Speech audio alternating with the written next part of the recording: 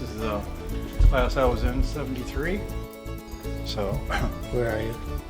well, I'm the guy with the hair and the glasses right here. I'm a product of this school. I graduated in the early 70s from this facility, and I'm proud of it. It did me well. Buildings in the 1950s were very focused on delivering things in a machine-like fashion, make it as economical as possible, tighten things up as much as possible, and it was more about the product than the people process. Buildings that were built in the 50s oftentimes had very compressed floor-to-floor heights, and what's evidenced here in the cafeteria is that with those reduced ceiling heights create some real challenges relative to how do we retrofit those shells of those buildings with new technology and new infrastructure for heating, cooling, ventilation, sprinkler piping, things like that. Safety was really brought front and center with the Columbine tragedy. And so ever since then, as designers, we've tried to focus on how do we make a safe, secure environment for students and for faculty. Even though the doors are locked on the outside during the day when school is in session, the administration offices are far too remote from this entryway. So once someone is buzzed into this door, they have free reign throughout the corridor system. ADA laws were written in 1991. All our structures were built far prior to that date. ADA has certain criteria in terms of how you approach like a restroom door, for instance, and how much room a person in a wheelchair needs to the left or right of the door on the pull side and the push side. Because of the block masonry in our buildings and the narrowness of all those entryways, that applies to almost all our classrooms as well as our restrooms. So to modify all those entrances are going to require hundreds of thousands of dollars worth of work collectively. As you approach a door, this door swings out, and you take the door, you actually have to take a few steps back to open the door. What that does is that poses challenges for people that have accessibility means or problems, whether they're in a wheelchair, walker, some type of assistance. What the ADA requires is that this wall needs to be pushed back on a pull side, typically 18 inches. So there's at least 18 inches of distance from the wall to the door. So as you open the door, you don't have to back up. You can actually move to the side and allow the door swing to occur. So a relatively simple issue, but we've got this about 60 or 70 times in various spots in our buildings, and it's a costly challenge to rectify.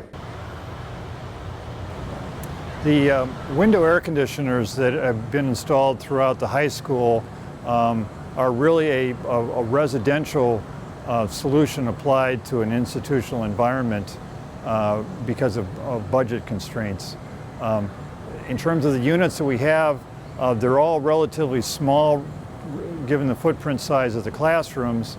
They produce a lot of noise in the classrooms, as evidenced even outside here where we're hearing this noise, but also they're extremely high energy users. So for us to be good stewards of our environment, of our resources, of our utility costs, and creating a proper environment for our students, it's a challenge that we have that it's just a fact of the matter. And districts have found as much as a 400% utilization increase when you go from a natural field to an artificial field. It's because of having to stay off of a field prior to game day and all the issues with maintaining and trying to keep a natural field is just challenging and a cost burden. From a cost standpoint, we've seen districts save anywhere from $30,000 to $40,000 a year in lessened maintenance costs because of the turf field versus the natural field. So what we've tried to do in this initial concept is create a linkage road between Franklin Street and Irvine Street behind me. That would be an internal road. It would only be for school use. It would be closed off typically during the day but in the mornings or in the afternoons we could have one-way traffic, and that would allow a staging area very safely and conveniently for parents and for pickup and drop off of their students. The same way we can create a much more safer environment for separation of buses versus those vehicular parent cars that we have really conflicts at all the schools presently. About a year and a half ago, we did some emergency tuck pointing work to try to address eminent safety issues. The district ended up spending a little over $30,000 with a local masonry restoration expert to replace and tuck point about the top 2 feet of the brick on the upper parapet line to our first column point.